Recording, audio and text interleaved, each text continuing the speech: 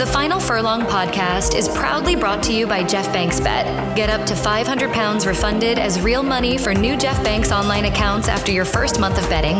Use promo code FFP500 at jeffbanks.bet. And by BetterHelp. If you're thinking of starting therapy, give BetterHelp a try. It's entirely online, designed to be convenient, flexible, and suited to your schedule. Our listeners get 10% off your first month. So give online therapy a try at betterhelp.com/FURLONG.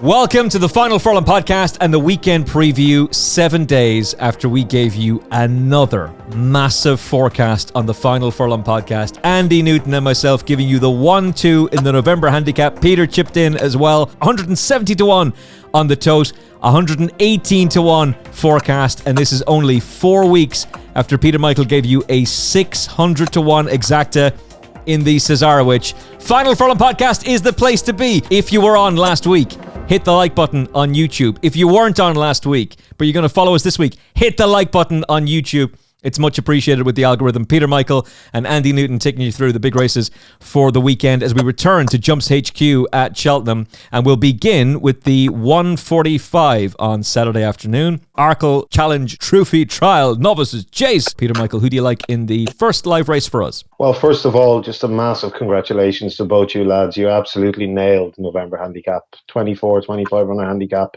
end of season. And you boys were all over 2 horses. And they came first and second, so you have to credit where credit's due. Well done, lads. Thank you, Peter. Thank you.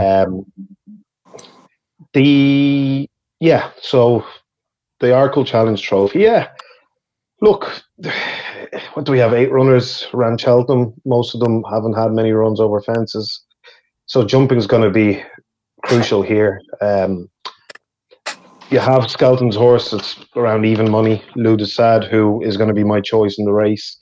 He was very impressive in his chasing debut at Stratford. Now, I don't know the measurement of the fences at Stratford, but watching it, they don't look the biggest fences. Obviously, Cheltenham's fences would be a good bit, tougher. But he jumped well. He was pretty fluent, and there was nothing not to like off top weight. Look Away, again, only ran in the 2-runner race, but he was very impressive as well. He jumped well. He kind of made 1 or 2 mistakes, but he jumped pretty well. But I mean, it was only a 2-runner race, and they crawled around and they kind of sprinted for the last 3 or 4 furlongs. And he did do it well, and I was impressed with his jumping. Lou Desad only got, I think, it was the 4th fence he made. It's listed down the racing post as a mistake. It wasn't really a mistake. He kind of took off. Well, I don't think he even took off a bit early. It was quite funny if you watch it. He kind of landed on the top of the fence, but he was very clever and he got away with it. And apart from that, he was flawless. Out of the rest in the field, Petit Tonnerre possibly should have won last time. He's got a bit to find on hurdles form with the others. Not much, but a bit. Weston Zephyr won last time, but he's ran a good few times over fences. San Salvador and the others would have chances. There's going to be quite a fast pace on here. So jumping's going to be at a premium. I wouldn't, sometimes with these races you could get a shock because they're going to go so fast and they might, make it, they might soften themselves up and something might pick up the pieces later on. But I think the top 2 are pretty solid. And as I said earlier on, I'm going to go with Lou Desad. Even though I don't think he's much value around even money, I think he's the far more likelier winner. But Look Away is very much respected. I thought this was a bit of a nightmare of a race, Andy, because I really liked Look Away, but that was last night, late enough when he was an 8 to 1 shot. Now he's 7 to 2, so I'm kind of kicking myself for one thing. And secondly, Lou Desad I don't like on the ground. I think he's a class act, and I'm really excited to see what he can do this season. He was very good the other day, and the fact that Peter's putting him up makes me take a real interest in him. I just wonder about the ground for him. And for all that I really like Look Away, he's going to get taken on for the lead by Western Zephyr. So I'm definitely going to be getting involved from a Lucky 63 point away, and it's probably going to be Look Away on the ticket. But it's not a race that I'm massively keen on from a singles perspective. What about you, Andy? Yeah, you've got 8 runners in there, and really it's probably split that in half job, isn't it? I mean, first 4 in the betting will be taking this, I would have thought. It's an Arkle Trial, but I don't think there's been many Arkle winners of this race come out and win the big one in March. Saying that, we've had a few go on to be champion chasers over the years. Dodging Bullets took this, Put the Kettle On, and Azertia back in the day. Even Best Mate won it, obviously won a Gold Cup. So, it's probably worth looking back on, a few years to come. But, Look Away, 7-year-old. All of the last 9 winners have been aged 5 or 6 in this. So that's got a bit of a age trend to overcome. Look Away, and like you both said, it was only a 2-runner race that it won last time out, so that would be the form's a bit of a tricky one to assess, really, isn't it? I mean, look, Load of Sud and Look Away, fairly sort of similar rated over hurdles, weren't they? I think almost identical sort of hurdles rating, but Skelton put his grey into it. It's a bit of a strange one. He put it into a handicap, didn't he? And he was carrying top weight, 12 stone, and did it well. Like you say, Peter, made that one mistake, bit of a funny one, sort of ended up on top of the fence. But apart from that, jumped well. Skelton's won this a couple of times before in the past, which is another plus. And the ground, I think I agree a tad, Emmet, with you. I mean, look, it's won on good to soft. That was last time out. Hasn't run on anything quite as quick as this. Any rain would be a plus then, obviously, but look, I still think it's probably just going to have a bit too much for Look Away. Look, the John Joe O'Neill horse, I'd probably play that as a sort of coming second. John Joe's horses are absolutely flying at the moment, so all of them this weekend should be noted.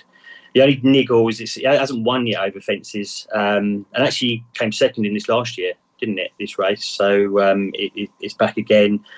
Look, and the form of its last run at Aintree when it came second has had a big old boost, because that Imperial Saint did well last week, didn't it? Won, was it Aintree? I can't remember now. Won again last week, didn't it? The Hobbs horse. So that's been hugely boosted. But look, it's going to be Load of Sud for me. Bit boring, but it's going to be Skelton's third winner in this race, I think. But look, it's 40-1 for the Arkle come March, and it's not going to go on and win that, I don't think. But well, the fact that you're both going for Load of Sud means I need to reevaluate this pretty quickly. I'm confusing things by putting Look Away on the scumbag each way, Lucky 63, but I greatly respect both of you for going for Load of Sud. And to be fair, brilliant hurdler last season, didn't hit the winner's enclosure, but he's very much in there now over fences, and he's an exciting prospect for the new season.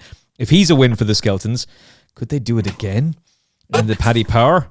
It'll be a significantly bigger price. Protectorat bids to be the first horse since Dunkirk back in 19 Dickety-Doo, literally the 1960s, to carry 12 stone to victory in a Paddy Power chase. He's a double figure price to go and do so. The favourite with Jeff Banks bet is Ginny's Destiny for Dan's old boss, Paul Nichols, and he sounds pretty excited about this horse, but wonder about him on the ground. And also, horses tend to have had the benefit of a run in this race. 34 of the last 50 winners had a prep run. Stealing Andy Newton's lines and going for some of the stats here. So if you want to take 3-1 Ginny's Destiny, good luck to you. Maybe the boys are going to do so. Galah, 13-2, looks rock solid for the Snowden team. Imagine for Harry Derham is the same price. And in Excelsius Deo out to 12s. Peter, who do you like in the Paddy Power? Well, obviously, it's a very competitive race, as this race always is, and it's good. Protectorat is running off 167, which means you have some very classy horses carrying lovely racing weight in this race. Very open race, but I'm going to go with Galah. As you said, and I had in mind looking at this race, if I'm picking something, tipping something, I'm going to go for something I know is fit, which obviously Galah is. Having ran 35 days ago. He's ran twice in Cheltenham in handicap races. He's won twice. I know he's ran a couple other times and didn't figure really. But he's ran twice in Cheltenham in handicaps and he's won twice. He ran a nice enough race the last time. If he puts in a solid round in jumping, he's surely bound to go close. He's running off 155. He's won off 150. So, the 155 could be doable for him. And if he gets into rhythm jumping, he shouldn't be a million miles away at the end, and he'll be staying on well as he normally does. So in a very tricky race, he's the one I'd side with. Are you with Galah as well, Andy Newton, or are you about to say this horse has got no chance, you two are wrong?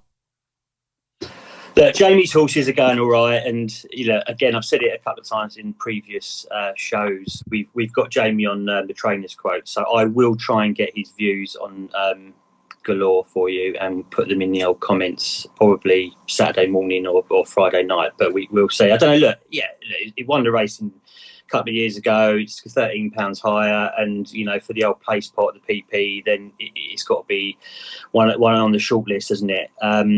Last horse to regain the Paddy Power was a long time ago, Cypher Mortar, and actually there was a bit of a gap. He won it in 1998 and then 2002. So that was Barry Garrity. Was it Barry Garrity? Yeah, it might. It was Barry. He rode Stormes and Cypher Malta on that day. They both won. McCoy was on favourites for Martin Pipe and had a face like Dot Cotton licking piss off a nettle. Yeah, it was remarkable, really. He won it as a 5-year-old and then won it as a 9-year-old. But yeah, it was in that Martin Pipe purple patch where he just literally won it, I think, every year. But look, Ginny's Destiny. Everyone's going to be all over this one. The price is completely gone now, isn't it? I mean, 11-4. Nichol's looking for his third winner in the race. You don't need me to tell you about his form. Loves Cheltenham.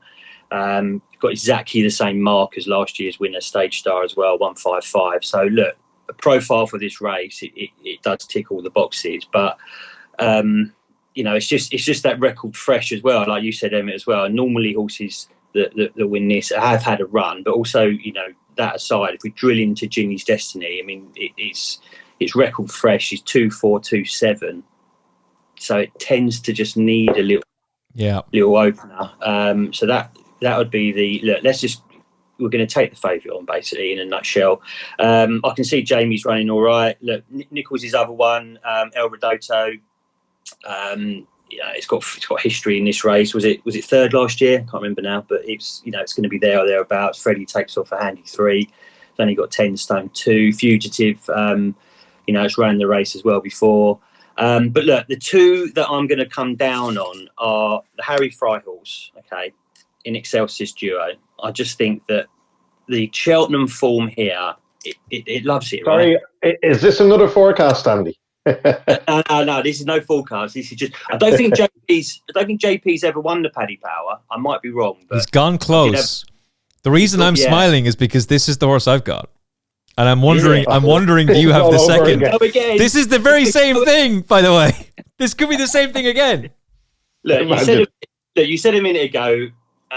Is there an improver in the race? Okay, look, we've been through a load of them that have run the race before: Galore, El Redoto, Fugitive, so on. This could be the one that we're looking for, the improver. It's only 6, all right. Mm-hmm. We know it loves Cheltenham. Okay, it was last time out. It was pulled up in the Galway Plate. Forget about that. All right, it ran in the Plate at the festival, came 5th. But I mean, God, if you watch that race back.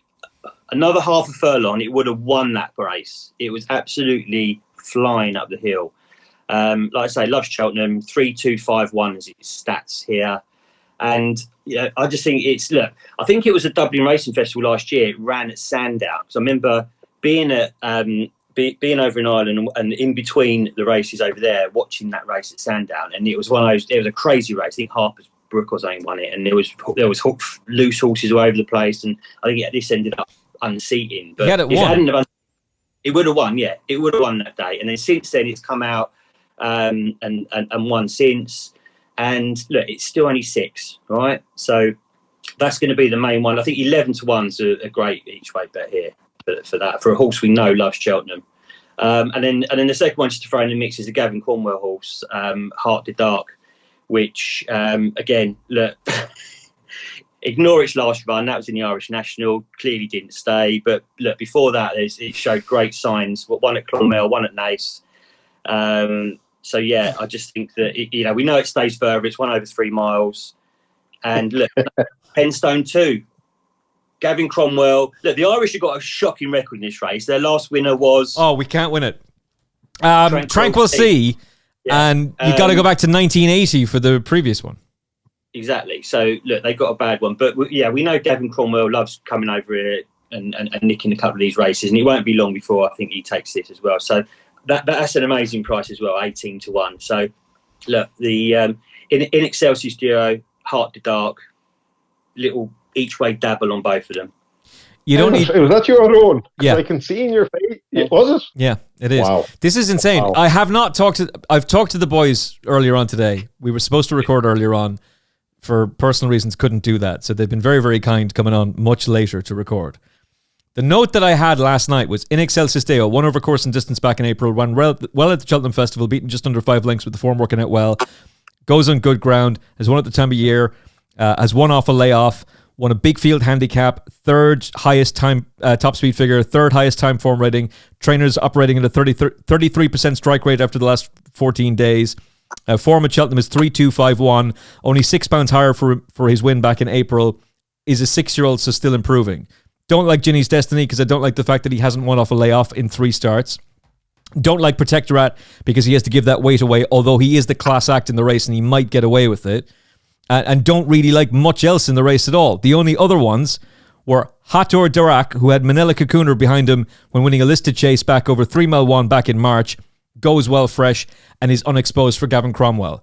First, In Excelsis Deo. Second, Hator Darak, or whatever the Cromwell horse is, with combination tricasts to be done, including Galah and Protectorat. That's what I wrote last night. That's what I was thinking driving back from Waterford today. That's incredible. Wow. There we go, lads. Andy and I are like, we're just mind meld synced up. If this happens again, we are doing the TriCast this time. But lads, two horses in this race that we haven't really mentioned. Henry's horses are absolutely flying. Yeah. I think I read it somewhere and I have it written down. I think in the last 3 weeks he's at 30% or 31% strike rate. So you have to respect everything he's running. And Imagine is an interesting horse in that race as well, coming from the sales that your man Caldwell sold the horses. I think he was bought for like 320 grand, which pricey enough to be honest, but it wouldn't surprise me for the very capable Harry Down if he ran a big race. Yeah, but obviously he's a bit short in chasing experience, you know. I really like this horse Imagine. I backed him for the Martin Pipe and he ran a big race, to be fair. He hit the frame. So he goes well at Cheltenham, but he's only had 3 starts. He blew out the last time he ran. Harry had said he was going to the Cheltenham Festival, then he missed it and missed the rest of the season as well, with no real explanation as to why. I know he's been trained for this race, but Harry's only had 2 wins from his last 17 runners, and quite a few of his horses have been really fancied in the market and have just not performed, or at least have disappointed. That was what put me off him, but I was really interested in him up until the more I dug into Harry's form, the more I was like, I'm not so sure here. All right, In Excelsis Deo, Galah, the Gavin Cromwell horse whose name I'm struggling with, Hator Darak. That's the 1-2. Protectorat. That's the 1-2-3 combination tricast. Hator Darak and In Excelsis Deo for Andy and I, with preference for the Harry Fry horse, Peter.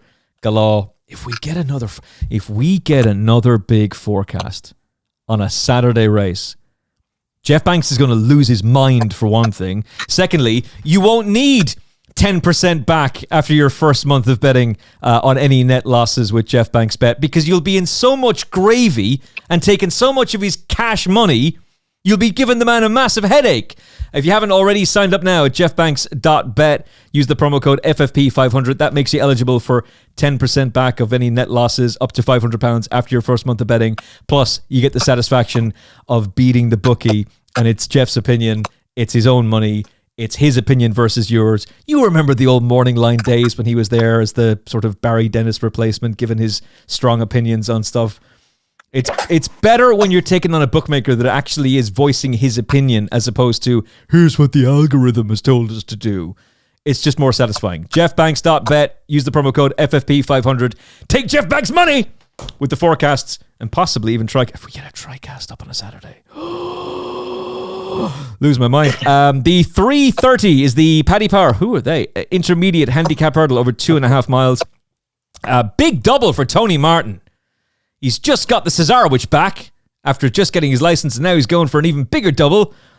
The BHA must really hate that. The biggest anti-establishment figure in racing, Tony Martin, and you have to hand him back a race that he only lost because of your ridiculous, ludicrous whip rules.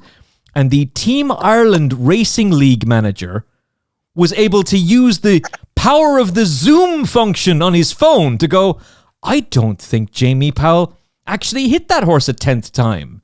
And the Team Ireland Racing League manager knew more than the 3 panel of experts who disqualified him. That's the current state of British racing. That's the current state of the BHA. Another fine mess you've gotten yourselves into. Beaten by the Team Ireland Racing League manager using the power of Zoom. Jesus Christ, what a state of affairs. All right. Disgrace. It's an absolute... By the way, farce, yeah. Great for Jamie Powell, great for everybody involved. Does Jamie Powell... are you going to pay him compensation for the races he's missed out on? Are you going to be able to compensate him for making him feel crestfallen on the day, being told, yeah, mate, you've won, but you haven't really. This race is going to be taken off you. Yeah. He should be, he has to be compensated. I don't know what's going to happen. Is there going to be an apology for him from the Chief Regulatory Officer of the British Horse Racing Authority, Brant Dunshee, who went on ITV and said, an egregious misuse of the whip? Do you think that's encouraging to owners and trainers to go and book Jamie Powell? Do you think there's a lot of people in racing who were clamouring to book Jamie Powell as the Chief Regulatory Officer of the British Horse Racing Authority went on national television and bashed him for an egregious misuse of the Pro Coach when it's not a welfare issue? You're all a disgrace. You're a complete shambles of an organisation and you're totally unfit for purpose. Agreed. But the jockeys can all get blamed, can't they? They can all get blamed. It's their fault. No, it's not. Shambles. Anyway. At least we had the full cast in the race still. 600 to 1. Go on, Peter Michael. Thanks to that guy. 33 to 1 winner, 14 to 1. By the way, how does the connections of Manxman feel? Yeah, what exactly. A joke. What a joke. I mean, if it wasn't so long ago, English racing was looked up to. But over the last few years, it's just an absolute joke. It's the world leaders. I'm not going to get into it anyway. The world leaders, the greatest jurisdiction for racing in the world was Great Britain. Now it's only the second in the world where a race had to stop because the stalls got stuck on a track.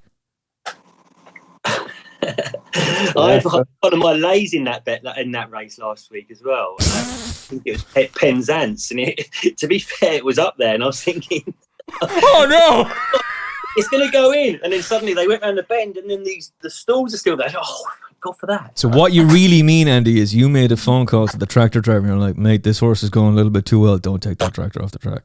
Exactly, yeah. You keep that tractor right there. So you keep that tractor right there, son. What a shambles. There was a little gap. They could have squeezed through the little gap, couldn't they? 60 countries have horse racing around the world. Only 2 have ever had to stop a race because stalls were stuck. Australia, who we laughed at on TalkSport 2. Like, what a bunch of clowns. That would never happen. Oh, no, wait. Hold my beer. My goodness. All right. No, all right. Could have been nasty. Where are your winners coming from? Exactly. Let's find out. Yeah, thank God everybody was okay. Your winners of the 330 are going to be Peter Michael. Well, it's obviously, again, 5 to 1 the field I've here in a 10 on a race. So that shows you how competitive it is. Very competitive race. You have Champagne Twist heading the betting from what I'm seeing with Tony Martin's horse. I'm saying as joint favourites, and Skelton Horse just around 11 to 2.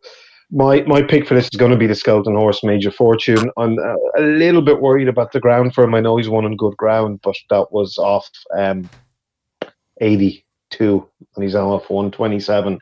But I think the ground, I can't use the ground as an excuse at the moment not to tip him, because I don't know if he'll be as effective on it as he is on soft and heavy ground, but he has won on it, so I'm not going to let that put me off, if you know what I mean. So I think he's a pretty solid each way bet, providing the ground is not, an inconvenience to him. He's improved just leaps and bounds, and the way he won the last time was, they dropped him back to 2 miles 1, and this horse won over 3 miles, and he just sauntered around. And Skelton said afterwards he thought the horse might even need the run. I was actually going to back him that day, but he drifted. So I didn't put him up as a tip. I saw him drifting, and that put me off. And he just absolutely, I couldn't believe how well he travelled for a 3-mile winner running over 2 miles. Now he's edging up in the weights all the time. As I said, he's gone from 82 to 127, so he's gone up a serious amount. But the way he wins his races and the way he won the last time, there's definitely more to come, without a shadow of a doubt. He'll need to keep improving, and he'll need to improve to win this race, because there's a few, well handicapped horses in this race, and none more so than Tony Martin horse, I'm saying, who it's only a matter of time before he wins over hurdles off 111. I'm just not a fan of backing Tony Martin's horses coming off big layoffs. That's not to say the horse can't win, but in my back of my mind, and somebody probably will start proving me wrong with the stats, but in the back of my mind, Tony Martin doesn't have many winners that come off, making seasonal debut, and it's not a massive race. It's only, it's only worth 11 grand, which is not, it's a 140 Tony's hurdle. modus operandi. Well, look, this is another thing as well. It's a 140 Cheltenham race on a Saturday, and the winner's getting £11,000. That's just, it's pathetic, absolutely pathetic. But anyway, I wouldn't be surprised if this was just a pipe opener for that horse. But again, he's extremely well handicapped, and he'll be making very light work of that mark by the end of this season. 2 others at a price that I think could run well. Not at a price, sorry. Why Not is around 7 to 1. I think he's a chance as well. And King's Hill is a big price, and I think he could outrun his odds, but it won't be easy for him off 12 stone, less Jack's £5 claim. He might find it a bit hard, but I do think he might sneak into a place. But Major Fortune is the one I'm going to go with here each way, and I think, if the ground is not a hindrance, he'll be bang there. Okay, Andy, for you? Yeah, look, there's only one 4-year-old in this race, and that is the Tony Martin horse. But 17 of the last 19 have been won by a 5 or 6-year-old, so that is the only one that falls down. But you can't rely on the stats all the time. And I don't know. The Yard won this 2022. Actually ran. Don't tell me it was first time out. Don't tell me it was first time out. I will actually support you, Peter. Normally we're recording earlier, which means the pro form data isn't available until after 7 p.m. on a Thursday, but it's after 7 p.m. on a Thursday, so the pro form data is available. Tony Martin's record with break returners after 150 days or more is 3.64%. Shocking McRocking. Good luck with that project if you're backing him. And it's a 4-year-old. He's so well handicapped, though. That's the only thing. So he just is, yeah. Last time, he actually ran second to the old Alphonse Legrand, didn't he? So he had a 1-2, didn't he? In that race, and look, before that, it ran at Ascot over hurdles, and if you watch that race back, it did stay on quite well. It got squeezed out, and look, if it doesn't win today on Saturday, then it's definitely going to be one that you want to keep an eye on, because as Peter said, it looks fairly well handicapped. Look, Major Fortune, I can see what you're saying there, Peter, as well. I just think it might need to improve a tad. It's up £9 from its last run. This looks a bit harder. Champagne Twist looked very promising, didn't it, last season? But it's just that last run at Aintree made a few sort of errors that day. So on a bit of a bounce back mission, the Ben Pauling horse. So yeah, why not? That was impressive at the showcase meeting last time out, but I think it had a claimer on that day as well, didn't it? Taking a bit off, and it's gone up a bit in the weights as well. So I just think it was hanging on a little bit at the end, and over this slightly longer trip, that would be the concern for her. So the one I'm going to come down on is the Hobbs horse, Wonderful Eagle. Okay, it's actually 4th in this race last year. And it's only £5 higher, but it's had a wind up since over the summer. Definitely has improved since then. It's been running on the flat. Last time out, it had a little sort of pipe opener, if you like, just to keep it ticking over at Ascot. Came 3rd over 2 miles on the flat. But before that, was quite impressive at Newton Abbott. I just bought the the track there was sort of a bit tight. Everything was coming a little bit sort of too quick for it. So I think Cheltenham's going to suit it down to the ground. It's won 3 times from 6 over hurdles.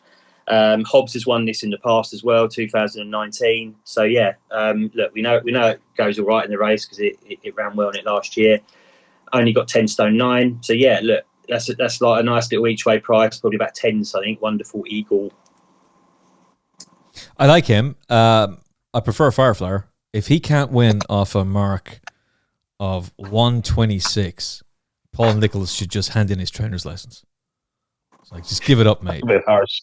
If he can't win, I'm not saying he's an absolute stone cold solid moral this weekend, but he will win off a mark of 126. All of his wins have come on right-handed tracks. He's won 3 times, but he was second in a listed bumper at Cheltenham. First run after a wind up. Nicholls' horses are absolutely flying it. He'll win. But would you not be concerned how Nicholls so far this season, has his horses not been needing the first run of coming back? Some of them have been. I'll tell you who I'm really concerned about. Nicky Henderson. Yeah, he's what was he? He's about 2 from, I don't know, 20 something, isn't he? In the last couple of weeks. It's the horses pulling up that's really concerning me, Andy. This is the Jericho situation. Yeah, Jericho, and he had a well-backed, red-hot novice hurdler running on TalkSport 2 on Wednesday, and he just out like a light. Lucia went out like a light too. It's like, I don't know. Yeah, true. Something doesn't feel right there. That Jericho situation, that was how does a horse go from 1 to 5 to nearly even money? And there's no way people he was playing up, as Nicky said, for 10 minutes or whatever it was before they saddle him. But there's no human being that's going to lay a horse at 4 to 5 or 9 to 10 or even money. There was a 1 to 5 shot because he was a bit, acting up a little bit. Nobody. That was just. I mean, that's huge. Yeah, huge. It's a huge drift. It's. You go from 11 to 2 on to 11 to 8 on. Yeah, I'd say he touched very close to nearly even money in Betfair. I think he did. I'm pretty sure he went 1 to 8, 1.9 or 1.85 or something like that. I mean, that just stinks. But anyway. Yeah. No, the whole situation is. Well, but bookies go on about horses being gambled on and it's bad for racing, which I don't really agree with, to be honest, because a lot more gambles fail than win. But when horses drift like that, punters have to go on about it. Yeah. I had no interest in the race. I wasn't betting, but I've never in my life seen a horse go 1 to 5 to nearly even money. If he drifts and wins, that's fine. Fire and Glory was 5s on with one bookmaker, goes out to 6 to 4 on and wins. But Fire and Glory is a bleeder, so there's going to be a total lack of confidence in the horse. But the other way, I don't know. At least Nicky came out and talked to Anthony Dunkley for a considerable period on racing TV. There's other trainers who would just be like, no, I'm not talking. So I'd give him that. Fair play. All right. Shall we touch on the all-weather? Dare we? With Cheltenham back, touch on the all-weather? Well, there is a listed race, to be fair. And this is an excuse for me to wax lyrical about Tyrrhenian Sea. How far does Tyrrhenian Sea win by, Peter Michael? Well, I think To Buy Honour is the one to beat here. Obviously, this is probably just a prep for something around the corner, given the horse's profile. I think he's won 3.5 million or something like that. I'll just double check it here. Something like that anyway, and he's running for £3,500,000 sterling. Yeah, and he's running for, what is this race? 28 grand or something to the winner? Yeah. 50k guaranteed, 28 to the winner. Yeah, so it's not a target for him, obviously. So I'm guessing there's something probably around the corner somewhere abroad, and this is just to get him to 100% for that. So that's obviously a bit of a concern. Peaceman is the only horse in the race that's not worst off in the weights with To Buy Honour when everything's taken into consideration. I think To Buy Honour is £7 higher than Peaceman. He's given him £7. And then you have, hold on, I'll just see what I have here. Yeah, he brings the best port for him here by some way. But it would be a concern if this is just a pipe opener for something. The betting might give you a bit of a clue. But with all that taken into account, obviously, I don't know how the market's going to go on the day. We're previewing it 2 days before. He's the one I'm going to put up because he just brings much better form than the others into this race. And 85-90% fit to Dubai Honor will probably still win this race. But the betting will be key, I'd say. Yeah, it'll tell its own story. Tyrrhenian Sea, man, I've lost a lot of money on this horse over the years. But the betting was telling its story with him on New Year's Eve. He was backed as though defeat was out of the question, and it certainly was not, because rounding the final turn, you were thinking, well, I was thinking he couldn't win, but he overcame a pace bias and a poor position to go and win, and did so in pretty good style in the end. Thought he ran a nice race in the Group 3 at Southwell, and then obviously something has happened. That was the Winter Derby. Something has obviously kicked off to leave him off the track, but the Niarchos family scaled back big time, and they dispersed a lot of horses. They didn't disperse him, and that's interesting to me. And maybe he'll need it, maybe he will, but it's Roger Varian. 5-1 about him when there's a question mark over Dubai Honor in my mind, anyway, because I think this is a prep for something else. I'm just not sure what. Yeah, I'll go with Tyrrhenian Sea at 5-1. Thank you very much, Andy Newton. Yeah, I just think the price of Dubai Honor, I mean, look, I just think it should be more like even money at this stage. If it's too good to be true, Andy. Exactly that, yeah. So it's like, why is it 2-1? Look, if it goes even money on the day, then yeah, you'd be a bit more worried. Look, it's a Group 1 winner, and he was second in Germany last time in a Group 1 as well. I mean, and whether it's King George form and everything, blah blah blah, he has to give a bit of weight away, admittedly, but it should be a lot lower than 2-1 in my book, and that's the alarm bells. Peaceman, we know Gosden likes this race. He's won it a couple of times in the last 5. And all of the big guns up there in terms of the trainers, Haggis, Varian, Gosden, they're all in flying form at the moment, sort of around 30% and the high 30s. But so yeah, I mean, based on that, I mean, look, the Foxes, I think it's won since taking the Dante, is it, in 2023? So only one run on the all-weather. Nice to see Claymore back. But yeah, look, I mean, just process of elimination. I think that, you have to come down on the Varian horse, Tyrrhenian Sea, really. And I'll tell you why. Because, look, this race, I think they used to be at Lingfield, didn't it, this meeting, and they switched it up to Newcastle. But look, this horse's form at Newcastle, right? 1-1-1-2. Okay? So, it's run there 4 times, and it's won 3 of those, right? And it's double the price of the first 2, in the market. We know the Varian horses are going well. The layoff is a tiny bit of a concern, but I think it's gone all right off a break before. So yeah, that's got to be the value, surely, with its track form. Has to be. Say less. Sold. Tyrrhenian Sea goes and wins. Does Dubai Honor in the process. How far does Knight Rider just make it 4 from 4 on the all-weather, Peter? Yes. There you go. Andy? Yeah. I think... sorry, go ahead, Andy. No, look, to be honest with you, I'm not really had a massive... Never mind, Peter. Go. Yeah, no, this is a love, like, for this time of year, I couldn't, when I was going through this race, some of the horses in it, I was, pleasantly surprised. You have some old-time favourites like Al Bashir and Anaf. I say old-time, Anaf's only 5. And then you have horses like Knight Rider, Wiltshire, and I think one of them is just, hold on, where's the other one gone? Yeah, Wiltshire, Knight Rider, and what was the other one I had written here? Enough? No, it wasn't enough. Sorry, 1 second, hold on. Please hold, caller. Your call is very important to us at Final Furlong Podcast. Staincliffe. Staincliffe as well is an interesting one. But yeah, Knight Rider's ran 3 times in the all-weather. He's unbeaten. Wiltshire's ran 3 times in the all-weather.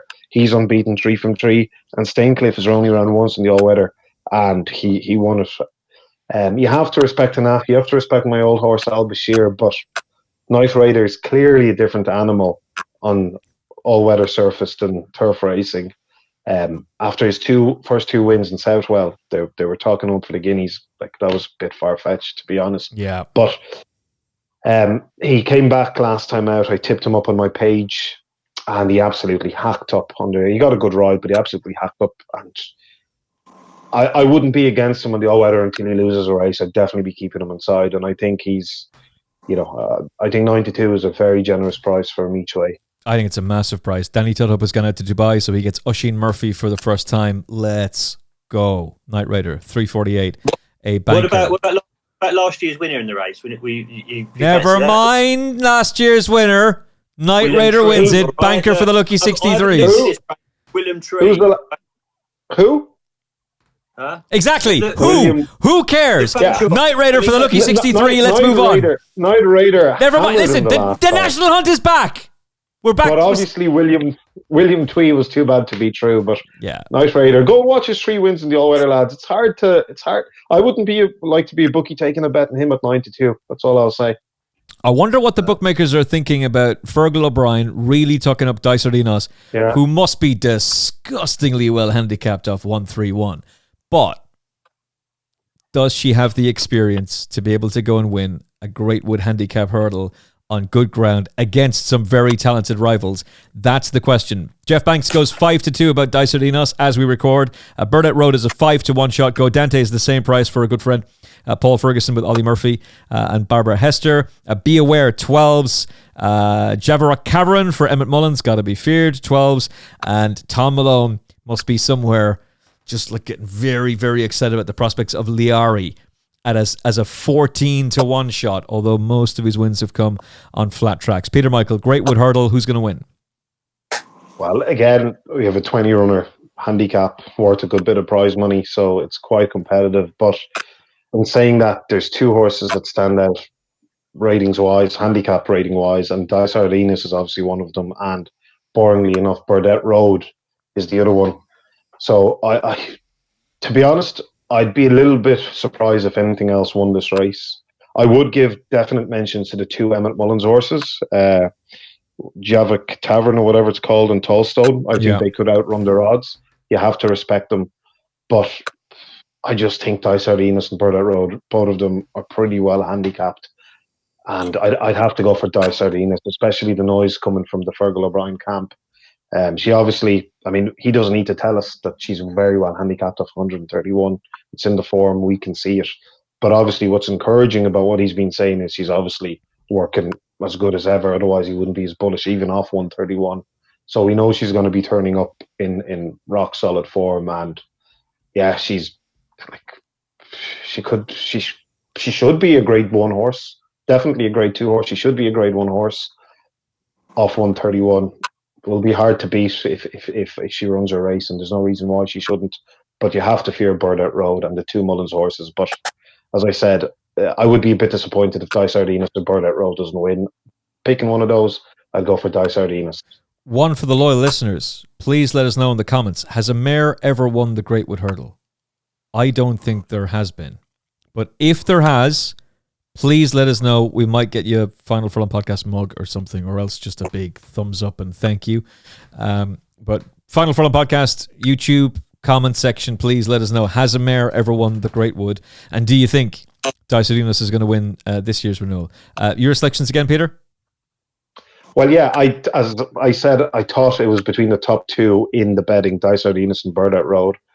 Emmet Mullins has 2 in it. I definitely respect them. Javik Tavern, or whatever it's called, I can't see the name here, and Tollstone. But I will nail my colours to Dysardinos to beat Burdett Road. Okay. I really like Burdett Road. And apparently, so does his connections. James Owen, apparently very bullish. I'm pretty certain his half-brother will have won on the Saturday in the same race Burdett Road won a year ago. But is Burdett Road going to be in the winner's enclosure in the Greatwood? Andy Newton? Yeah, I'm more with that than Dysart, if I'm honest with you. Look, the Fergal O'Brien horse, as you said, could be handicap blot here. We all know that. Let's have a check back and see whether a mare's won it. I don't know, but look, it's won 2 of its races at 1-9 and 1-7. Look, we know that was because they didn't want to pick up a penalty for something. I remember him saying that. It was the mare's novice. I can't remember. They didn't want to pick up a penalty for something, so they were being smart for what they were doing. Obviously, some people might question, the form of that and stuff, but we know she's a good horse, right? She beat Golden Ace in the Aintree Bumper 2023, and that horse obviously came out and beat Bright Days Ahead. So, look, we know she's a good horse, but I just think, look, favourites, I don't have a great record in this race, 2 from the last 22. And also, age-wise, 16 of the last 22 have been age 4 or 5. She's a 6-year-old. So, look, and 5-2, don't know. I just think that of the two at the front of the market, I'm with you, Emmet, with Burdett Road. Obviously, course distance winner. We know the track will suit. The ground will be fine. It's only lost once over hurdles, isn't it? And that was to a certain Sergino. So wasn't totally disgraced, was it? So it's been running on the flat since. Came 6th in the long distance cup on Champions Day behind Kyprios. So been ticking over nicely. James Owen in flying form. Harry Cobden obviously rides, so that's a good one. Look, Under Control, he's put a line through that. Henderson's horses at the moment, tread carefully. But the other one at, I think it's 12s at the moment, and I think it will be shorter than this on the day, is the Skelton horse. Be aware, he's grey. Yeah, we know the yard love this race. The Greatwood have won 2 of the last 8, I think. It's only had 4 runs over hurdles, 1 win, so there's improvement to come. Last time, it hasn't run for 204 days or so, but it was if you watch that race again back, came 2nd at Sandown, flew up the hill, absolutely flew. But actually, when you read the in-running comments, lost a shoe as well in that race, all right, and still ran on very well to take 2nd. Won first time out last season. It's up £6 for that last run, but I just think that this is definitely a horse that will outrun it. It's 12-1, 10-1, and I'll be amazed if it doesn't go off single figures come the day once people sort of latch on, to the Skelton form in this race. Personally, Liari was running off 1-3-4 at Cheltenham. He's had 2 starts, pulled up on ground that didn't suit, and gets beaten on his seasonal debut, and he's dropped to 130. Okay. Should improve first run off a layoff. If you go back and listen to what Tom Malone was saying, he was saying this fella should still be on the flat and that he's basically Group 1 material. There's a big race in this guy, and it might be this race. If Dice runs her race, she could blitz this field. If Burdett Road runs his race, he might just go and win. And he's probably the scumbag each way betting the race because it's real hard to see him out of the frame, and his connections are very, very bullish about him. So that 5-1, I don't think Peter's going to be getting 5-1 on Sunday. I think you need to be acting pretty quick. I think that'll go fairly fast. And I'd say he'll be stronger. She might drift. Dice might. I don't think she's going to. I could see her shortening. Do you reckon? Well, after what Fergal O'Brien's come out and said as well, yeah. I mean, he's no mug. No, he's basically said the horse was third. He's basically said the horse third. And he said he's the best handicapped horse, basically, well, in the world, because he said Ireland and England. There's nowhere else really apart from France. But basically, he's saying he's the best handicapped horse in the world. Yeah, I can't see her drifting. But then again, I'm not a bookie, so she's short. She's very short. I'm going with Liari. I think that's a big enough price. Mightn't win, but he should at least be in the fray. He should be hitting the top 4 for sure. I thought the Gary and Josh Moore horse was interesting. He got absolutely destroyed by Sergino on his British second start in Britain. But since then, won a couple of races at Ludlow and was real good at Ascot and has had the benefit of a run. Could run a big race. I haven't backed him yet. I don't know if I will, but I think he's very interesting in it. Liari and Burdett Road for me. I will only be doing them in some sort of elaborate multiple Lucky 63. A couple of races just to point out to keep an eye out on. I'm going to be watching Kingston Pride through my fingers. I'll be like this watching the race because I don't know if I can back him with the way Nicky's horses are going, but surely he wins this. He has to go and win this. It's a 2 mile 4 race, 12:10 Utoxeter on Saturday. He was second to Tripoli Flyer on his bumper debut on the all-weather. Tripoli Flyer obviously goes off and franks that form by finishing second in the graded race at Aintree. Easily won at Exeter when Nicky's horses were still under a bit of a cloud. He cost a lot of money after beating the Enabler, who goes on to win a listed bumper for Gordon Elliott. Hopes will be very, very high that Kingston Pride's going to be a real good hurdler this season, but just with the way Nicky's horses are going, it's a watching brief, but I'm hoping he's going to be graded class. He should be. There's a cracking novice chase at Navan. It's the Navan Festival of Racing this weekend. A brilliant beginner's chase. Down Memory Lane faces King of Kingsfield, Nuremberg and No Flies on Him. No Flies on Him was being talked about as the horse that was going to take Eddie O'Grady back to the big time, and then the wheels completely derailed, totally came off in his final 2 starts. But Novice Chase, Mark chooses Down Memory Lane, who Gordon Elliott could not stop talking about last season, and then he derailed at Christmas. Nuremberg Ring is a Galway Hurdle winner and a high-class hurdler from last season, and King of Kingsfield, same, Grade 1 class hurdler. They're all meeting in the same race. That's going to be a cracker at 308. Not a betting race. Just sit back, watch it, see who's really out for a day, shall we say. And 11:40 at Navan, one of my horses to follow for the season, Wingman, won't have it easy against 40 coats, I suspect, but that's going to be a very informative race as well. There's a lot of really exciting horses out in action this weekend. Keep an eye out for Mr. Percy in the 125 at Navan. Winey Hill, 343 Navan. Watch out for him as well. And East India Dock, Peter was saying might get tapped for toe. I think he'll win the 12:35 at Cheltenham on Saturday. They're all horses to keep an eye out from. Some of them we've given you a mention to on the show already. Will the Wise will have run on Friday. You've probably seen him already. I hope he'll have won. And I think as we're recording, he's about a 9-4 shot. He's one of my horses to follow for the season as well, and I'm expecting big things from him. All right, what is the nap of the weekend for Peter Michael?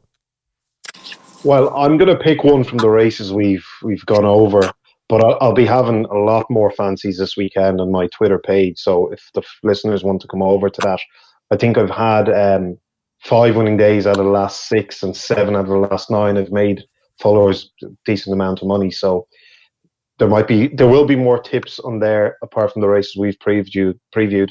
But for the races we've gone over, I'm going to go with Night Raider. I think he's a solid each way bet, and I can see him winning, but it is a competitive race, but he'll be my nap out of the few races we've gone over. At P Michael Racing on X. Andy Newton, who's your nap of the weekend?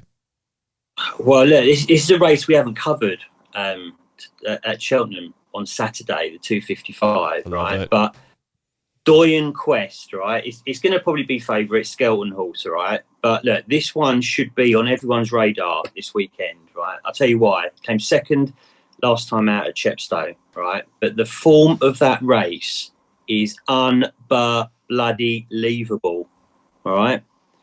The 9th, Act of Authority, came out and won at Sandown on Sunday. The 12th, Trick Tonic, came second at Kempton this month. The 8th ran 4th at Ascot next time out. The 6th won at Exeter. The 4th came second at Bangor. And the 3rd, Take No Chances, has come out and won a listed mares race at Wetherby. Okay, so all those horses were in behind Doyen Quest. They've all come out, franked the form, either won or run very, very well. All right, so I think it was entered actually in the 3:30 at Cheltenham on Saturday as well. All right, but they've opted to go for the 255. And look, in the Paddy Power, I think the Harry Fry horse as well, little NB next best if you like, the In Excelsis duo. I think that's the improver, little each way at a nice sort of double figure price. I should ask both of you just very, very briefly, who do you fancy in the Troytown? Peter. Gordon Elliott. No. Well, he's won 6 out of the last 10, and I think he has 12 entered in it, so I don't know who's going to run. But all 12. And then, as I said earlier, Henry's horses are flying. He's got 2. I was looking at the Short Go, and what was the other one? Something in the Park. Life in the Park. Yeah, they'll have big chance if they run. But American Mike, I think, should be better than a 145 horse.